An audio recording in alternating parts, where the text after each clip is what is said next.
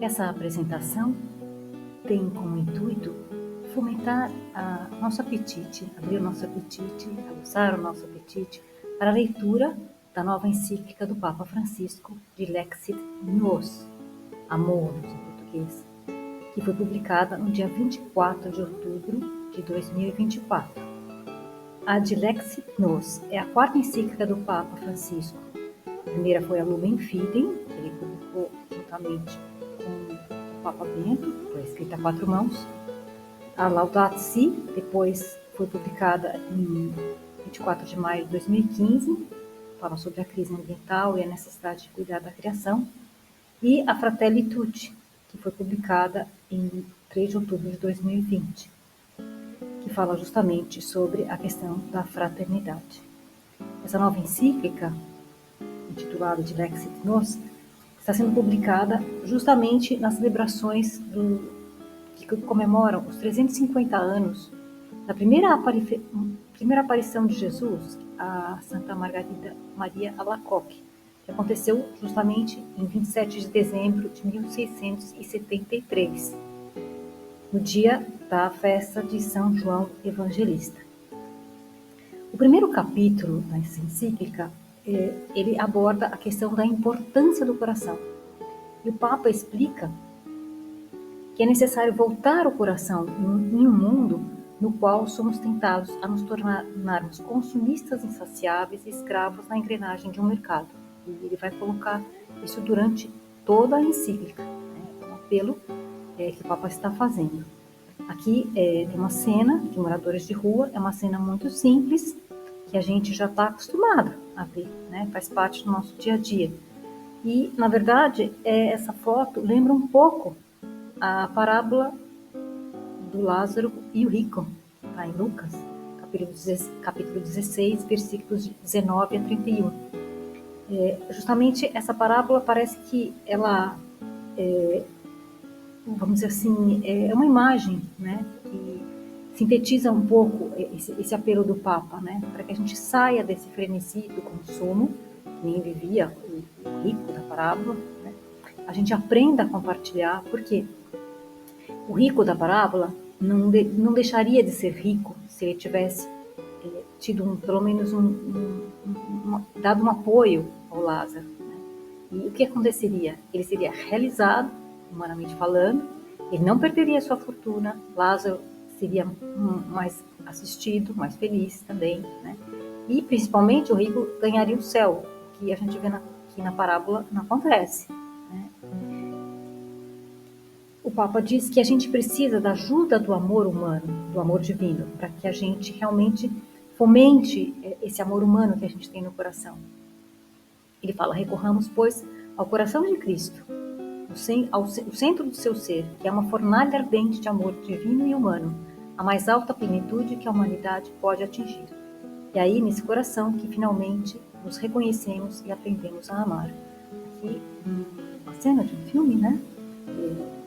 De Jesus chorando. É comum a gente, na mentalidade que a gente tem, a gente fala, o homem não chora. Jesus chorou mais de uma vez. Está no Evangelho. Aqui tem essa imagem da Madre Teresa de Calcutá, todo mundo conhece, sabe, da dedicação incansável dela aos mais necessitados, aos excluídos. E o Papa fala, é preciso reconhecer que eu sou o meu coração, porque é ele que me distingue, que me molda na minha identidade espiritual e que me põe em comunhão com as outras pessoas. O Papa então começa a lembrar-nos, né, que existem momentos que estão gravados na nossa memória, momentos na infância, que nenhum algoritmo pode abarcar, né? Então ele fala que a gente não pode esquecer que a poesia e o amor são necessários para salvar o ser humano, nessa era da tecnologia também. E ele nos reporta a alguns momentos, né? Por exemplo, ele lembra de quando ele ajudava a avó dele a fechar empadas, que na Argentina deve ser empanadas. Ele fala quando alguém pega uma flor e vai despetalando e faz um pedido, né? Quando uma criança coleciona lagartas numa caixa de sapato, a primeira vez que uma criança joga futebol com uma bola de trapos, e assim a gente vai lembrando, né, de coisas que aconteceram com a gente na infância, mas que ficam no nosso coração, ficam na nossa memória, mas justamente porque elas nos tocaram o coração. E o Papa falou que justamente nenhuma tecnologia, nenhuma máquina vai conseguir penetrar no nosso coração. O Papa também está muito preocupado com as guerras mundiais que estão acontecendo e os efeitos nocivos dessas guerras. Então, ele se preocupa especialmente com os idosos. Ele fala das idosas que estão perdendo suas casas no momento da vida que elas precisariam de mais conforto e também estão perdendo seus netos assassinados. Essa foto é uma foto da guerra da Ucrânia, né, no momento em que essa senhora está vendo, não quer ver a sua casa sendo bombardeada.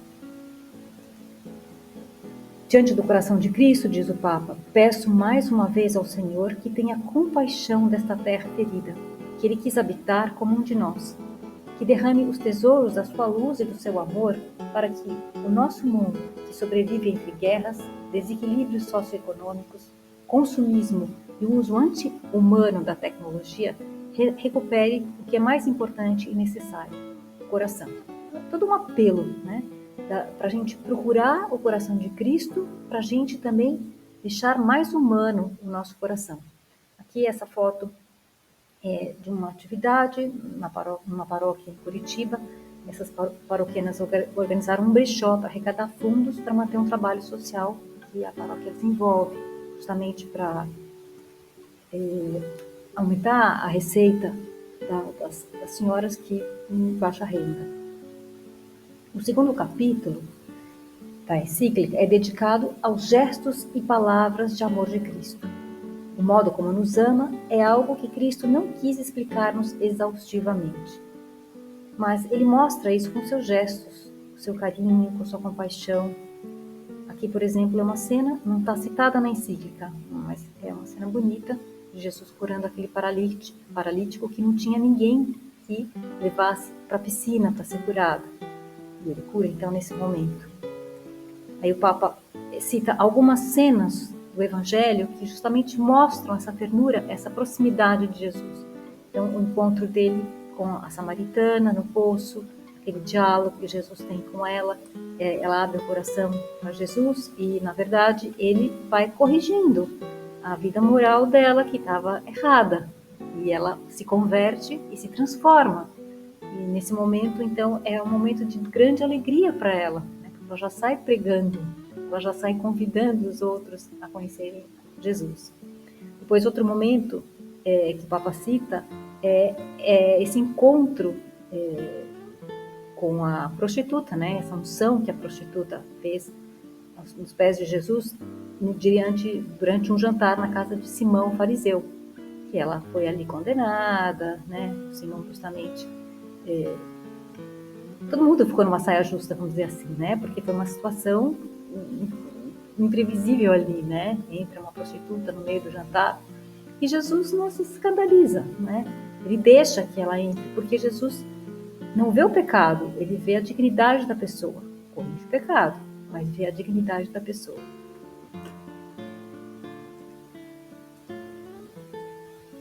Também quando diz a mulher adúltera, olhos nos olhos, não te condeno. Naquele momento em que ela foi levada ali para ser condenada, para ser apedrejada, Jesus, então, usando a sua autoridade, a sua sabedoria, ele consegue convencê-los a não apedrejarem essa mulher. Depois, outra cena que o Papa comenta é essa disposição de Jesus com relação ao cego, lá em Jericó, né, que grita, e os discípulos já atormentados queriam que ele fosse embora, mas Jesus vai até ele e pergunta, o que queres que eu te faça? Então, Cristo mostra que Deus é proximidade, compaixão e ternura, diz o Papa. O terceiro capítulo da encíclica tem o título, Este é o coração que tanto amou. Justamente vai nos falar sobre a devoção ao Sagrado Coração de Jesus. o Papa então explica que essa devoção não é de agora e também não é apenas lá do século XVII, quando aconteceram essas visões que Santa Margarida Maria teve de Jesus. Elas têm raízes bíblicas, né? E estão lá no Evangelho. Então, essa devoção ao Sagrado Coração de Jesus, vamos dizer assim, tem a raiz do Evangelho durante a última ceia, né? Que Jesus estava prevendo já a sua paixão, a sua agonia e a traição de Judas, o abandono dos amigos, e aquilo eram emoções muito fortes. E ao mesmo tempo ele tinha aquela sede de oferecer o sacrifício para nos salvar. Então, esse momento, o apóstolo João coloca a sua cabeça no peito de Jesus. E aí ele pode ouvir aquele batimento cardíaco elevado, tenso, né? Justamente esperando todos esses acontecimentos tristes para Jesus. Depois a outra cena, que é uma raiz dessa devoção, é o momento que Jesus na cruz, já morto, né, é ferido pelo soldado com uma lança, que atravessa o seu coração. E aí sai sangue e água. Então, são esses dois momentos, né, que são as raízes dessa devoção. O Papa então coloca que algumas imagens do Sagrado Coração podem parecer feias, não nada atrativas, e nos convidam ao amor e à oração. Mas ele explica que isso é secundário, porque a imagem é simplesmente uma forma da gente perceber que é Jesus ali que a gente está adorando. O coração nos fala de carne humana, da terra, e por isso nos fala também de Deus, que quis entrar na nossa condição histórica, fazer-se história e partilhar o nosso caminho terreno.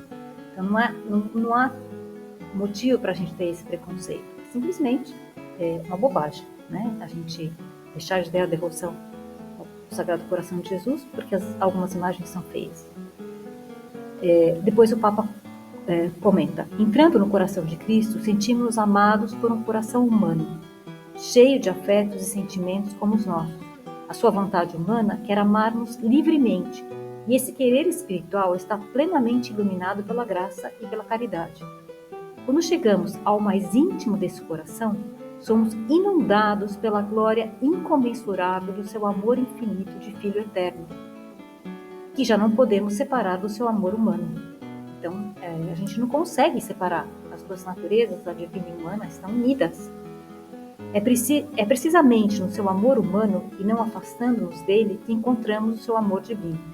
Encontramos o infinito no finito. No coração de Jesus, então, se unem as duas naturezas, a natureza divina e a natureza humana. E então ele nos ama com amor humano, com amor divino. E por isso o amor dele é infinito, porque sendo divino, o divino é infinito. Nos capítulos 4 e 5, o Papa aborda as ressonâncias da espiritualidade do Sagrado Coração de Jesus ao longo da história. Essas fotos são imagens do filme da Paixão, do Mel Gibson, que já tem 20 anos, né? Mas que não deixam de ser atuais.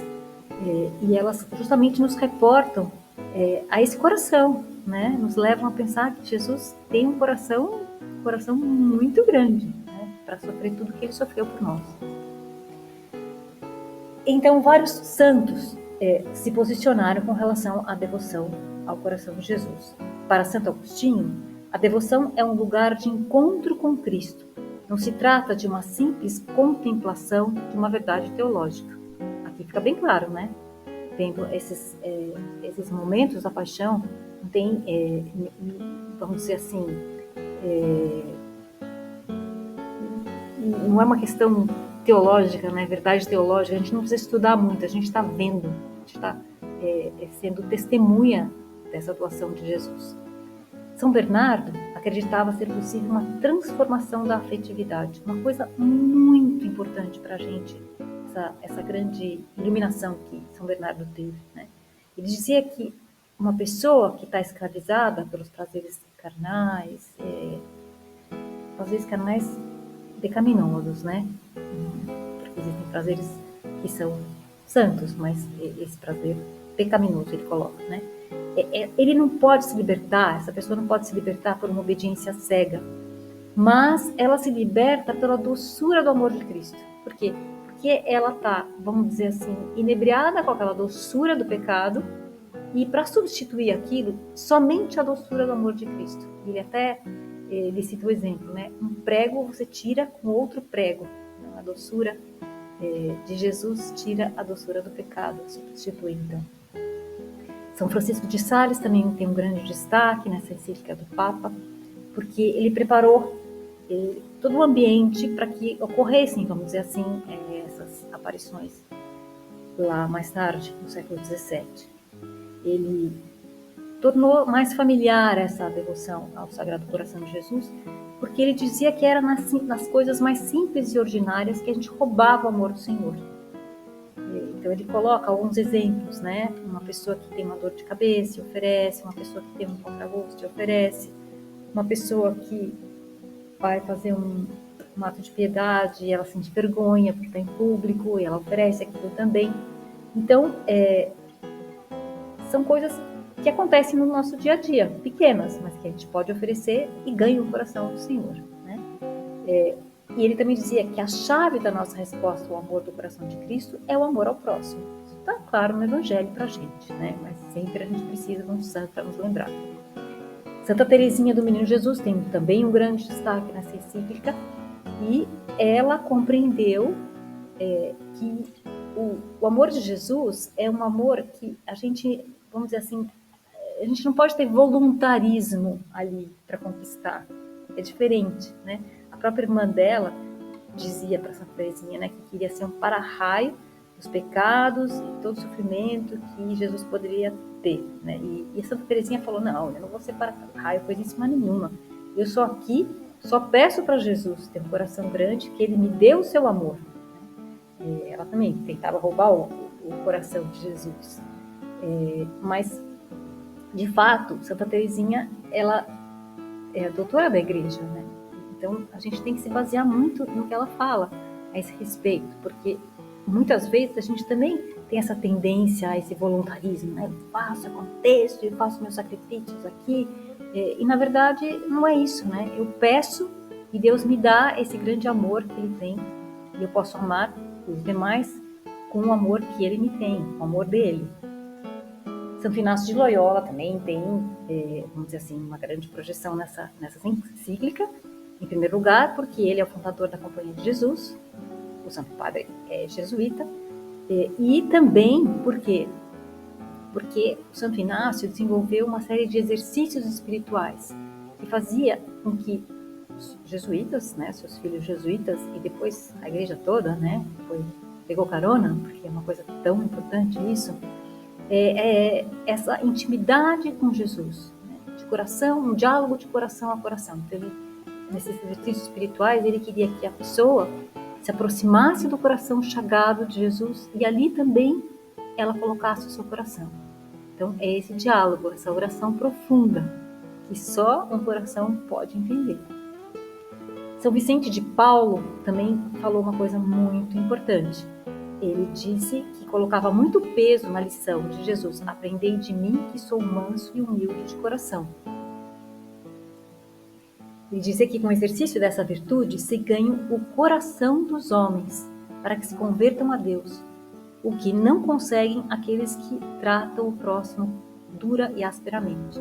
Essa é uma lição para a gente, né? Porque às vezes a gente não é muito convencida de que com docilidade você ganha as pessoas, com ternura você ganha as pessoas, você corrige então melhor. Muitas vezes a gente pensa que tem que ser no pulso, né? E não é verdade. No final desse capítulo, o Papa exorta que nós vivamos a proposta cristã na sua integralidade. O Evangelho, ele não coloca assim: tenha uma relação de amor para comigo, ponto final. Não, tem uma relação de amor para comigo e com o seu irmão, né? Então o Papa diz: que culto seria o de Cristo se nos contentássemos com uma relação individual desinteressada em ajudar os outros a sofrer menos e a viver melhor? Muito simples, né? Nos lembra lá a parábola do rico e do Lázaro. Então aqui tem uma cena de um voluntário como contador de histórias, contando histórias para crianças carentes. O Papa também comenta que não se trata de uma promoção social que a gente faria, né, justamente para mostrar o nosso amor ao próximo, desprovida de significado religioso, que no fundo seria querer para o ser humano menos do que aquilo que ele tem direito e do que aquilo que Deus quer dar. Então aqui tem uma cena de vicentinos rezando com uma família que eles assistem materialmente, porque eles não levam exclusivamente o material, eles levam o material e Deus. O Papa dizia, de alguma forma, tens de ser missionário como foram os apóstolos de Jesus. Porque, lógico, a gente recebe esse mandato no nosso batismo. A gente não lembra, né, muitas vezes, mas a gente recebe. E então, o Papa diz que a gente só vai se realizar mesmo quando a gente cumprir esse mandato de levar o Evangelho para frente. E a gente, claro, cada um tem sua missão e tem uma forma de cumpri-la, né? E o Papa fala, não te esqueças de que ele vai contigo, para a gente ter essa certeza, essa convicção. Sempre a gente vai ter que sair da nossa zona de conforto. Isso ele fala, não adianta. Sempre vai dar trabalho, sempre é um sair de si mesmo para se doar. Mas isso é muito bom para nós. A gente cresce, a gente se realiza. O Papa fala, hoje tudo se compra e se paga, e parece que o próprio sentido da dignidade depende das coisas que se podem obter com o poder do dinheiro. Somos instigados a acumular, a consumir e a distrairmos-nos, aprisionados por um sistema degradante que não nos permite olhar para além das nossas necessidades imediatas e mesquinhas. Bem parecido com o rico da parábola do Lázaro, né? Porque a gente está nessa engrenagem e a gente não consegue nem enxergar o sofrimento alheio. O amor de Cristo está fora dessa engrenagem perversa e só Ele pode libertar-nos dessa febre onde já não há lugar para o amor gratuito. Ele é capaz de dar coração a esta terra e reinventar o amor lá onde pensamos que a capacidade de amar esteja morta para sempre. E conclui assim a encíclica. Aqui tem uma cena de estudantes de medicina prestando atendimento a moradores de rua em Recife. Então, é uma universidade chamada Uninassal, e ela teve o apoio de uma igreja, do Espírito Santo, ali em Recife. Então, eles fizeram esse atendimento aos moradores de rua, levaram remédios também. E quem mais aprendeu? Foram os estudantes. Aprenderam a humanizar o seu futuro trabalho como médicos, porque justamente eles percebem que o sofrimento, logicamente, traz as consequências para a saúde dessas pessoas. Então, é isso. Espero que essa projeção tenha atingido o objetivo, que é aguçar o apetite para a leitura dessa nova encíclica do Papa. Muito obrigada.